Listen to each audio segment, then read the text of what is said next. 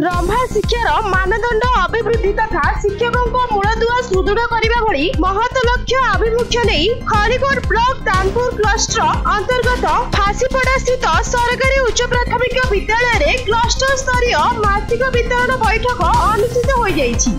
एही अवसर में खलीकोट स्थित जिला शिक्षा और प्रशिक्षण प्रतिष्ठान अध्यक्ष विशिष्ट शिक्षाविद डॉक्टर संतोष कुमार परिडा मुख्य अतिथि भाव में योगदान करी शिविर में उपस्थित शिक्षक शिक्षयित्री को बहु दृष्टांतमूलक तथ्यर अवतरण सहित मौलिक साक्षरता और संख्या ज्ञान संपर्क में बहु उपदेय तथ्यर उपस्थापन करथिले।